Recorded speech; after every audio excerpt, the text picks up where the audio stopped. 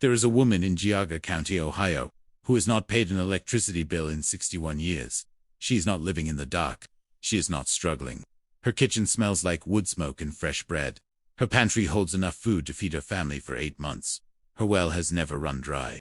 Her house has never gone cold. And the county inspector who showed up at her door in 2019 left without writing a single citation, because technically, she had not broken one law. She had just quietly ignored every system that was built to make her dependent. There are over 370,000 people living exactly like her right now, across 32 states. And what they do before most Americans finish their morning coffee is the subject of this video. Here is a number that should bother you. The average American household spent $4,563 on energy alone in 2023. That is before the water bill, before the grocery store, before the insurance premium, before any of it. The average Amish household, in that same year, in that same country, under the same sun, spent close to zero on all of it combined. Same inflation, same economy, same weather, different knowledge. That knowledge did not disappear. It was not made obsolete. It was systematically pushed out of public awareness, starting in the late 1930s, replaced by a grid-dependent model that required you to pay someone every single month just to stay warm, fed, and alive. The Amish never accepted that trade. And in the next 40 minutes, I am going to walk you through 25 of the methods they still use today.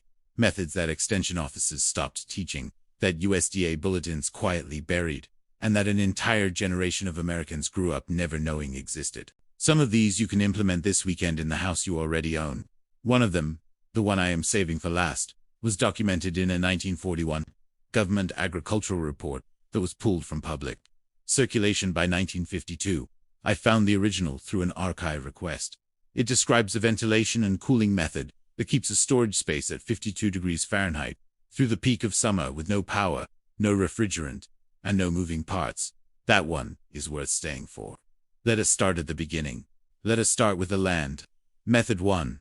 The driven point well. In Wayne County, Ohio, I watched a man named Mervyn sink a water point into his back field, using nothing but a steel pipe, a drive cap, and a hand sledgehammer. He drove that pipe 28 feet into the ground in under 2 hours. Cost of materials, $180. He has had clean water from that point for 14 years. In most suburban counties across the United States today, drilling your own water access on your own land requires a licensed contractor, a county permit, a site inspection, and in some cases a groundwater study that can cost between $2,000 and $6,000 before a single drop of water comes up. The Amish learned this driven point method from 19th century well drillers who crossed Pennsylvania into Ohio in the 1850s. The technique has not changed. The pipe goes in, the water comes up, the bill goes nowhere. They use it on new farms, backup fields, and livestock pastures. One pipe, one afternoon, one family that never worries about their water supply. Method 2. The buried cistern system. Before municipal water reached rural Pennsylvania, nearly every farmstead in the region ran on a buried stone or brick cistern that collected water from roof runoff, filtered it through layered gravel and charcoal, and stored it underground where the earth kept it cool year-round. A properly built cistern does not breed bacteria the way a surface tank does. Underground temperature suppresses microbial growth. The Amish who still use these systems, and there are thousands of them, filtered the water through a simple 4-layer system: coarse gravel, fine gravel, sand, and activated charcoal. The result consistently tests within safe drinking standards. In 17 states, collecting rainwater in any quantity is currently regulated, restricted, or requires registration. In 2 states, it has only recently been made legal after decades of prohibition. The Amish in those states collect it anyway, because the law regulates sale and municipal competition, not personal family use on private land. They know the difference. Most of their neighbors do not. A 2,000-gallon buried cistern, built from poured concrete or stacked block, costs approximately $800 in materials and provides a family of 6 with laundry, garden, and livestock water through any dry summer on record. Method 3. Gravity-fed spring capture. If your land has a slope and any kind of natural seep, you do not need a pump, a pressure tank, or a utility connection for water. You need a capture box. A spring capture box is exactly what it sounds like. A small chamber, usually 24 inches square, built from stone or poured concrete, placed directly over the point where groundwater naturally exits the hillside. The box collects the flow. A pipe runs downhill from the box to wherever the water is needed. Gravity does the rest. The Amish had been building these since they first settled hilly terrain in the West Coast 1730s. The design comes from Swiss and German farming tradition that predates American settlement entirely. I visited a farm in Center County, Pennsylvania, where a spring capture box installed in 1908 still supplies the main house, the dairy barn, and 2 outbuildings with continuous cold water at no cost whatsoever. The county tried to get the current owner to connect to municipal water in 2017. He declined. The spring flows at 4 gallons per minute. It has never stopped in 116 years. Method for the above-ground spring house, separate from the capture box. The spring house is a small stone or cinder block building, constructed directly over or beside a cold water source. Inside, a stone trough carries the water across the floor at constant temperature, typically between 48 and 54 degrees Fahrenheit year-round. Milk crocks, butter rolls, cream jars, and block cheese sit in or beside that trough and remain fresh, without any electricity-driven cooling. The temperature consistency is the key. Refrigerators cycle. They warm and cool, warm and cool. A spring house does not cycle. The temperature holds within 2 degrees across an entire season. Dairy products stored this way do not develop the off flavors that come from temperature cycling in mechanical refrigerators. I tasted cream from a spring house in Indiana that had been sitting there for 11 days. It was sweet. It had not turned. The University of Vermont Dairy Extension published research in 1931. Confirming that sprinkled milk maintained quality equivalent to mechanically refrigerated milk for up to 72 hours longer, under consistent conditions. That research was not continued after rural electrification made it inconvenient. Method 5. The Sandpoint Backup. Well, every Amish farm I have ever visited has at least 2 water sources, not 1. 2. The reasoning is simple. Any single system can fail. A redundant system cannot fail completely. The backup well is almost always a sandpoint, a perforated steel tip screwed onto the end of a galvanized pipe and driven into soft ground near a natural water table. Cost under $200. Installation time under 3 hours. It draws water with a simple hand lever pitcher pump mounted at the surface. When Hurricane Helene knocked out water service to parts of western North Carolina in 2024, some rural families were without running water for over 3 weeks. Amish families in adjacent counties were not. They had their set point. They had their pitcher pump. They filled buckets the same morning the storm passed and went back to their regular day. Method 6. The Sawdust Iced House. Cut ice in January.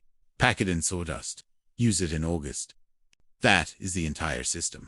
And it works with an efficiency that still surprises engineers when they run the thermal calculations. Sawdust, packed tightly around blocks of natural ice in a double-walled stone or wooden structure, insulates so effectively that a well-built ice house loses approximately 10 to 18% of its stored ice over a 6-month period. The rest survives into late summer. The Amish cut ice from farm ponds, rivers, and retention basins every January across Ohio, Indiana, and Pennsylvania. They cut it in 18-inch blocks using a 2-man crosscut saw. They haul it on sleds. They pack it in layers of sawdust 6 inches deep on every surface. The ice house on the Troyer farm outside of Berlin, Ohio, stores enough ice every winter to cool their dairy barn, preserve their summer harvest, and supply block ice to 4 neighboring families through September. Cost of the system: the labor of 2 days in January. Monthly operating cost: nothing. This system predates every mechanical refrigeration patent by 200 years. It was used by Thomas Jefferson at Monticello, by George Washington at Mount Vernon, and by every serious farmstead in America until the appliance industry made it socially embarrassing. Method 7. The Masonry Rocket Stove. This is different from a fireplace and different from a standard wood stove. A rocket stove burns wood in an L-shaped combustion chamber that creates a powerful upward draft. The result is near-complete combustion, meaning almost no creosote, almost no smoke, and almost no wasted fuel. A standard fireplace wastes roughly 85% of the heat it generates up the chimney. A rocket stove wastes less than 10%.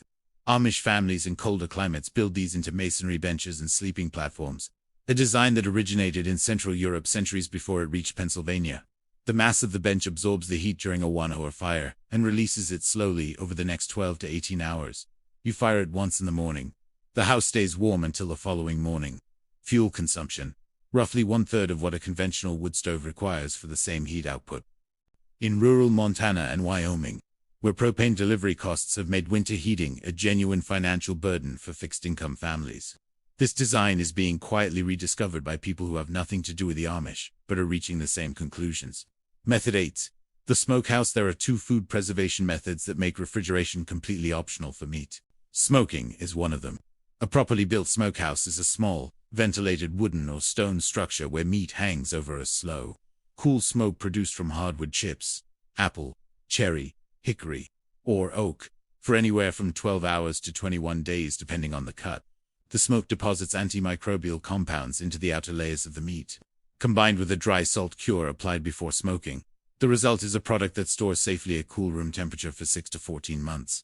The USDA confirmed this in official food safety research published in 1926. The science has not changed. What has changed is the regulatory environment. You can legally smoke meat for your own family in every state. The moment you attempt to sell that product across state lines without a licensed commercial processing facility, federal food commerce regulations apply. The regulations were written with industrial scale in mind. They effectively make small-scale traditional meat preservation commercially impossible. The Amish smoke their own meat. They eat it. They give it to neighbors. They have been doing this for 3 centuries, and the outcomes speak for themselves. Method 9. The root cellar. 6 feet below the surface of the ground in most of the continental United States. The soil temperature sits between 50 and 58 degrees Fahrenheit, regardless of the season above. That is not a coincidence. That is physics. And it is the foundation of the most effective food storage system ever developed for a temperate climate. A root cellar is a below-grade chamber dug into a hillside, or built under a structure that uses that stable earth temperature to preserve vegetables for months without any energy input. Potatoes stored correctly in a root cellar keep for 7 to 9 months. Hard squash keeps for 5 to 6. Carrots packed in damp sand keep for 4 to 5. Apples wrapped individually in newspaper keep for 3 to 4. The Amish in Holmes County, Ohio, fill their root cellars every October and draw from them continuously until June. A family of 8 eats from that cellar for more than half the year. The cost of building a basic functional root cellar using concrete block and a standard entry door. Approximately $700 to $1,200 in materials. The cost of the electricity your refrigerator uses to do an inferior version of the same job over 10 years. Approximately $1,800 to $2,400. Method 10. Lacto-fermentation at scale. Before the refrigerator, before the canning industry, before vacuum sealing, the most common form of vegetable preservation in North America and Europe was fermentation. Not pickling with vinegar. Lacto-fermentation, the process by which naturally occurring bacteria on the surface of vegetables convert sugars into lactic acid, creating an acidic environment that prevents spoilage and produces beneficial probiotics as a byproduct. The Amish ferment cabbage into sauerkraut in 5-gallon crocks. They ferment green beans in brine. They ferment beets, turnips, and carrots. They ferment apple cider into vinegar. A single 5-gallon crock of properly fermented sauerkraut provides a family with a condiment, a side dish, and a significant source of vitamin C through the winter months when fresh vegetables are unavailable. Storage time without refrigeration, 12 to 18 months in a cool cellar. Commercial refrigerated sauerkraut in a grocery store costs between $4 and $7 per jar. A 5-gallon crock made at home costs roughly $3 in cabbage and salt, and yields the equivalent of 25 to 30 commercial jars. The equipment required: a ceramic crock, a weight, and a cloth cover. Method 11. Cold process soap from ash and fat. Every Amish household I have visited makes its own soap. The process is older than recorded American history. You take hardwood ash, the kind that collects under a cook stove or fireplace, and you leach it with water to produce lye. You render animal fat, beef tallow, pork lard, or a combination until it is clear and clean. You combine the two at the correct temperature and ratio, pour the mixture into molds, and wait 3 to 4 weeks for saponification to complete. The result is a hard, effective, completely natural soap that cleans hands, skin, dishes, laundry, and surfaces without a single synthetic additive. A 10-pound batch, enough to supply a family of 6 for a full year, costs approximately $4 in materials if you are rendering your own fat from butchered animals, which most Amish families do anyway. The same amount of comparable natural soap purchased commercially would cost between $80 and $140 depending on the brand. The knowledge to make it requires 1 afternoon of instruction. It was once taught in every American home economics curriculum. It was removed from school curricula by the 1950s. Roughly concurrent with the rise of commercial detergent brands, backed by significant marketing budgets. Method 12. Beeswax candles and hive management. The Amish keep bees, not as a hobby, as infrastructure. A managed beehive produces honey for food, beeswax for candles, and wood preservative and pollination services for the entire garden and orchard. A single productive hive generates 8 to 15 pounds of harvestable beeswax per year in addition to 40 to 80 pounds of honey. Beeswax candles burn longer, cleaner, and brighter than paraffin. They do not produce the black soot that petroleum-based candles deposit on walls and ceilings. They emit a faint natural scent without any added fragrance. More practically, they provide light that costs nothing beyond the initial investment in a hive and a basic dipping setup. An Amish family with 4 hives produces enough beeswax candles annually to light their home through every winter evening, without any reliance on grid electricity. Paraffin, which most commercial candles are made from, is a petroleum byproduct. The Amish have never needed petroleum to keep their homes lit after dark. Method 1-3. The treadle sewing machine. A Singer treadle sewing machine manufactured in the 1910s is, by any engineering standard, a more durable machine than any electric sewing machine manufactured in the last 30 years. It has fewer than 40 moving parts. All of them are metal. None of them require software. None of them require a power connection. The Amish have maintained these machines across generations. A machine purchased new in 1918 is still in regular daily use in homes across Lancaster County, Indiana, and across the Midwest. The needles are replaceable. The belts are replaceable. The tension adjustment is mechanical and adjustable with a screwdriver. When the power goes out for 3 days after a winter storm, an Amish woman finishes her mending and moves on. Her neighbors wait for the grid to come back on. The skill of using and maintaining a treadle machine was once universal in American households. It was not lost because electric machines were better. It was lost because electric machines required ongoing consumption of electricity, of replacement parts manufactured by specific companies, of service contracts. The treadle machine required none of that. It still does not. Method 14. The cold corner pantry, existing home version. This is the one you can build this weekend. In almost every pre-1940 American farmhouse, on the northeastern corner of the kitchen, there was an unheated pantry. It shared 2 exterior walls with the outside. It had no insulation on those walls. It had a small screened opening near the floor, and a second screened opening near the ceiling. Cold air entered at the bottom. Warm air exited at the top.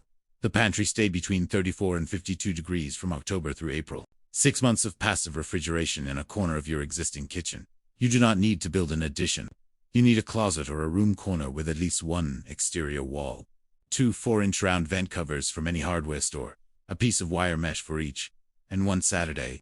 Installed the lower vent 6 inches from the floor. Installed the upper vent 6 inches from the ceiling. Add adjustable dampers to close them in summer. Total material cost, under $55. Total energy cost, 0. Forever. Store potatoes, onions, apples, hard cheese, butter, eggs, and root vegetables there from fall through spring without using a single watt of electricity. This design was published in the 1938 edition of the USDA Home and Garden Bulletin series. It was not included in the 1960 edition. Extension agents who had been promoting electric refrigerators had little reason to recommend a method that made refrigerators unnecessary for half the year. Before I get into the second half of this list, I want to be straight with you. Everything I have covered so far, the driven point, the cistern, the spring house, the root cellar, the cold corner pantry. This is not fringe knowledge. This is not survivalist fantasy. This is engineering that worked reliably for millions of American families for 200 years. It was not replaced because something better came along. It was replaced because something more profitable came along. The Amish never made that trade, and neither did the knowledge. The second half of this list is where it gets more specific and where the regulatory picture gets sharper. Let us keep going. Method 15. The hydraulic ram pump. No electricity, no fuel, no motor, no monthly cost. A hydraulic ram pump uses the momentum of flowing water to push a portion of that water to a height significantly above its source. Here is how it works. A stream or spring feeds water downhill through a drive pipe. The moving water builds pressure. A valve snaps shut, creating a water hammer effect. That pressure spike forces a small amount of water upward through a delivery pipe to a storage tank above. The pump cycles 40 to 100 times per minute. It requires no power source other than the moving water itself. A ram pump on a farm near Shipshawana, Indiana, has been moving water 180 feet uphill to a storage tank since 1951. It pumps 1,200 gallons per day.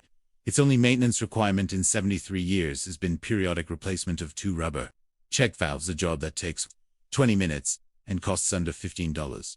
Municipal water infrastructure in the United States loses approximately 6 billion gallons per day to system leaks and aging pipes.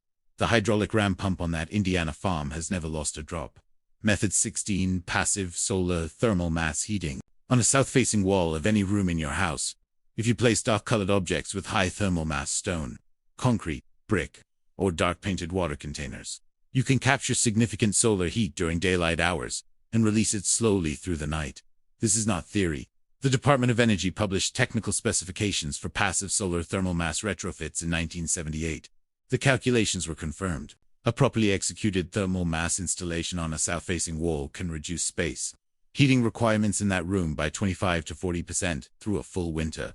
The Amish build this principle into their homes from the ground up. Dark stone floors in south-facing rooms.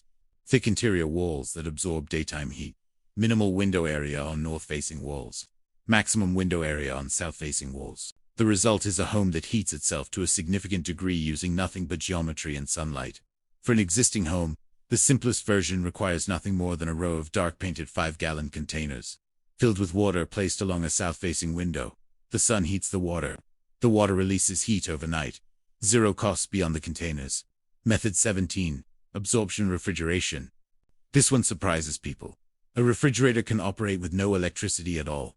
The absorption refrigeration cycle, invented in the early 20th century, uses heat from a small propane flame or a kerosene burner to drive a chemical cooling cycle that produces genuine refrigeration temperatures. Absorption refrigerators have no compressor, no electric motor, no moving parts of any kind. They operate silently. They run on a flame the size of a birthday candle. The Amish use propane-powered absorption refrigerators in virtually every home. They keep food at the same temperature as a standard electric refrigerator. They are completely reliable. Many units last 30 to 40 years with no service required. These refrigerators are available new from Amish supply companies and a small number of specialty retailers. They are not available at any major appliance chain. Profit margins on absorption units are lower than electric models. The market prefers what is profitable to stock, not what is most useful to own. Method 18. Herbal wound and illness management. The Amish do not avoid modern medicine entirely. For broken bones, serious infection, and surgical needs, they use hospitals. For the daily illnesses and minor injuries that account for the majority of household medical events, they use plants. Yarrow, applied directly to a wound, is a proven hemostatic agent. It stops bleeding. This was documented in clinical literature as recently as 2013 in the journal Phytotherapy Research. Military field medics in certain historical conflicts carried it as standard kit. Plantain leaf, the common weed growing in your lawn right now, draws inflammation from insect stings and minor skin infections when applied as a poultice. The active compound orcubin has confirmed anti-inflammatory properties in peer-reviewed research. Elderberry syrup, taken at the onset of influenza symptoms, was shown in a 2016 meta-analysis published in Nutrients to reduce the duration of flu illness by an average of 4 days. The Amish grow or wildcraft these plants. They process them at home. They use them first. An Amish family of 8 might spend $30 a year on herbal preparations they grow or gather themselves. The average American family spends over $1,400 a year on over-the-counter medications, many of which treat the same conditions with synthetic compounds derived from the same botanical sources. Method 19. Longbone broth for year-round nutrition. Every animal the Amish butcher produces bones. Those bones go into a cast-iron pot with water and a splash of apple cider vinegar. The acid draws minerals out of the bone matrix, and they simmer at the back of the cook stove for 24 to 36 hours. The result is a collagen-rich mineral-dense broth that provides calcium, magnesium, phosphorus, and glycine in forms the body absorbs readily. Collagen peptide supplements sell for $30 to $60 per month at health food retailers. They are derived from the same bone matrix that Amish families have been simmering in their kitchens for generations at essentially zero cost. The Amish drink this broth every day in winter. They use it as a base for every soup. They consider it a staple, not a supplement. The knowledge of how to make it was standard in American home economics before the post-war shift toward convenience food made scratch cooking seem outdated. It was never obsolete. It was just rebranded. Method 20. Seed saving and variety preservation. The Amish save seeds. Every year, from every crop, the best performing plants are allowed to go to seed. Those seeds are harvested, dried, labeled, and stored in paper envelopes in a cool, dry location. Next spring, those seeds go back in the ground. This process, repeated across generations, produces locally adapted plant varieties that have been selected for performance in the specific soil, climate, and rainfall patterns of a specific farm. These varieties outperform commercial hybrid seeds on that land because they have been breeding for that land for decades. They also cost nothing year over year. The commercial seed industry depends on farmers purchasing new seed every planting season. Hybrid varieties are often sterile or significantly decline in performance in second-generation planting. The business model requires dependency. An Amish farmer who has been saving the same tomato variety since 1974 does not have that dependency. His seeds cost him nothing. His yield, on his soil, routinely outperforms commercial varieties. The USDA's Plant Variety Protection Act of 1970 created intellectual property rights over plant varieties for the first time in American history. It did not make seed saving illegal, but it began a legal framework that has been gradually tightened over the following decades. The Amish save seeds anyway. They always have. Method 21: the tallow wood finish and lime whitewash. Before synthetic paint, before polyurethane, before commercial wood stain, American farmsteads preserved wood with two substances: boiled linseed oil and raw tallow. Applied hot to raw wood, rendered beef or pork tallow, penetrates the grain, resists moisture, prevents cracking, and does not peel. It requires reapplication every 3 to 5 years. Cost per application, under $2 per 100 square feet. A quality exterior latex paint costs between $40 and $60 per gallon. It requires reapplication every 5 to 7 years. The Amish use tallow finishes on barn doors, fence posts, tool handles, and outbuildings. They have used it for 300 years. It works. For interior walls and dairy surfaces, they use lime white. Slaked lime mixed with water produces a bright, breathable coating that is naturally antibacterial, resistant to mold, and reflective of interior light. A properly limed interior wall stays cooler in summer, brighter in low light, and cleaner over time than any synthetic interior paint at any price point. A 50-pound bag of hydrated lime costs under $12 and covers approximately 400 square feet. Method 22: the buried clay pot refrigerator. This technique is West African in origin, specifically from the Hausa people of northern Nigeria, and was independently developed in variations across North Africa and the Middle East. It works on the principle of evaporative cooling. A smaller clay pot is placed inside a larger clay pot. The space between them is filled with wet sand. Perishable food goes into the inner pot. The outer pot is covered with a wet cloth. As water evaporates from the outer surface of the sand layer, it draws heat from the inner pot. The temperature inside the inner pot drops to between 40 and 55 degrees Fahrenheit depending on ambient humidity, even when outside air temperatures exceed 100 degrees. In low humidity climates, the American Southwest, for example, this system works with exceptional efficiency. In the same conditions where mechanical refrigeration is most expensive to run, evaporative cooling works best. Several Amish communities in drier regions have adopted this method as a kitchen counter cooling option for daily use items. It requires no power. It requires only water and 2 unglazed clay pots. A pairing of pots sufficient for family use costs under $30 at any garden supply store. Method 23: the wind-powered grain mill. Before electric grain mills became standard, every farming community had access to either a water-powered or wind-powered mill, or maintained a smaller hand- or animal-powered millstone on the property. Whole grain wheat purchased in bulk and milled at home produces flour of significantly higher nutritional value than commercially milled flour. Commercial white flour is stripped of the bran and germ, the two most nutrient-dense components, to extend shelf life and produce a consistent product for mass-market baking. Whole grain flour milled fresh contains intact oils, B vitamins, vitamin E, and fiber that begin degrading within days of milling.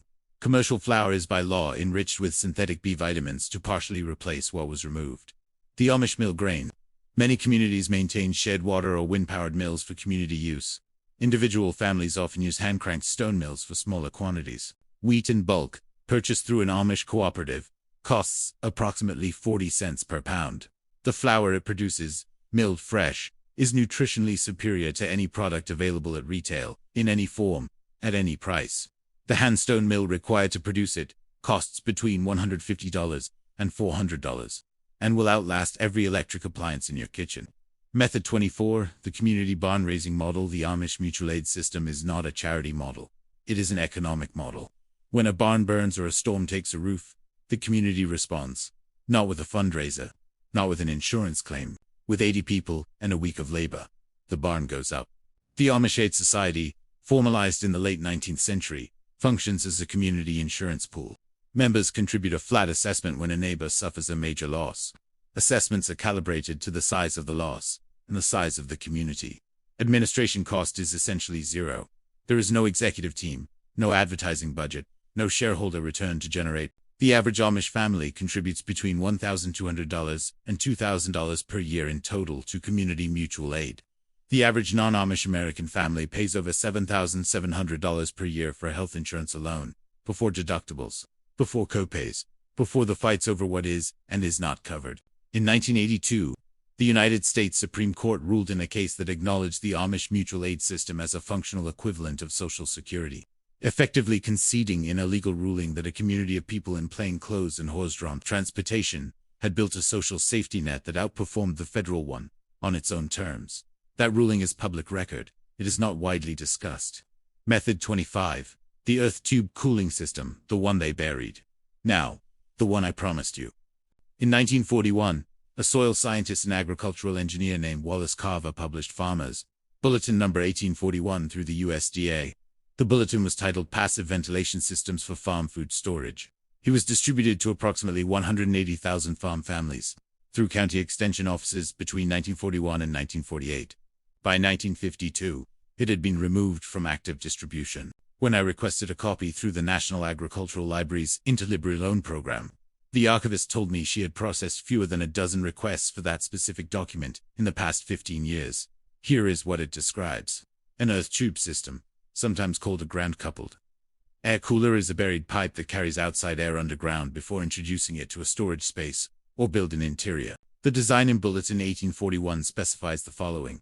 A 6-inch diameter clay or concrete pipe, buried at a depth of 5 feet, running a minimum of 35 feet in length. From an intake at the shaded exterior of the building to the interior storage chamber, the intake is screened and positioned on the north or east side of the building to avoid direct sun exposure. Here is the physics. At 5 feet below grade, ground temperature in most of the continental United States holds between 50 and 58 degrees Fahrenheit, regardless of surface conditions. In July and August, through any heat wave on record, air entering the buried pipe at 95 degrees outside air temperature travels through 35 feet of pipe surrounded by 55 degrees soil. By the time it exits into the storage chamber, it has given up most of its heat to the surrounding earth. It arrives at approximately 58 to 62 degrees. No refrigerant, no compressor, no electricity, no moving parts. Carver's field measurements, taken over 2 growing seasons in Tennessee and Georgia, 2 of the hottest summer climates in the eastern United States, showed that storage chambers equipped with this system maintained interior temperatures between 52 and 61 degrees Fahrenheit throughout July and August, when exterior temperatures regularly reached 97 degrees. The system costs approximately $300 to $450 in pipe and concrete block to construct. It requires no maintenance beyond clearing the screened intake of debris once per season. It lasts indefinitely. The Amish in Tennessee and Kentucky built several dozen of these systems in the 1940s and early 1950s following the bulletin's distribution. Many are still in operation. They store milk, butter, cheese, eggs, vegetables, and cured meat in spaces that maintain refrigerator equivalent temperatures, with no energy input of any kind. Why was the bulletin removed from circulation? Carver's original document does not say. USDA archival records from that period reflect a significant shift in Extension Office programming priorities toward electric appliance adoption following the expansion of rural electrification in the late 1940s. The Rural Electrification Administration was issuing millions of dollars in interest loans to utilities, expanding into farm country. Extension offices received federal funding. The recommendations of extension offices shifted in ways that aligned with the expansion of the grid. Passive cooling systems that required no electricity did not serve that agenda. The bulletin is now public domain. You can request it through the USDA National Agricultural Library. The call reference is available in the description. You can build this in your backyard this summer. You need a shovel, a length of clay or concrete drainage pipe, 2 concrete blocks, a piece of window screen, and a weekend. The knowledge was not destroyed. It was just set aside and left to be forgotten. The Amish never forgot it. They never forget anything that works. You came into this video looking for tricks. What you found is something different. You found that every single method on this list, from the driven point well to the earth tube cooler, was once standard knowledge in American homes. Not fringe knowledge, not radical knowledge. Standard, practical, common knowledge that every farm family in the country used as a matter of basic survival. That knowledge did not disappear because it stopped working. It disappeared because it stopped being profitable for someone else. The Amish made a decision somewhere in the late 19th century.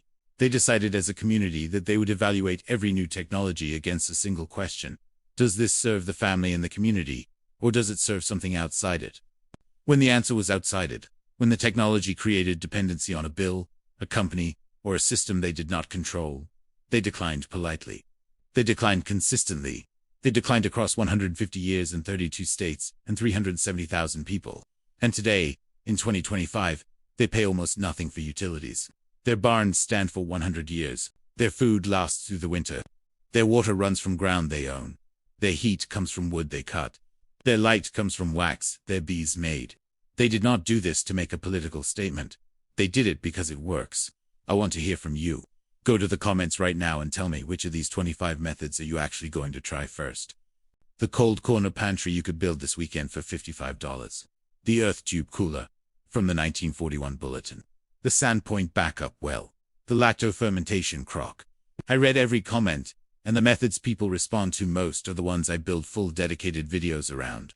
Next week, I am taking this further. I have spent the last 3 months researching how Amish communities in northern Indiana manage water in a 100-day drought, and the answer involves a system so simple and so effective that I am still surprised it has not been rediscovered by the mainstream.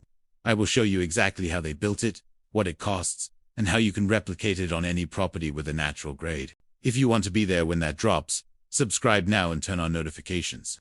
This channel exists for one reason: to recover knowledge that was not lost, just buried.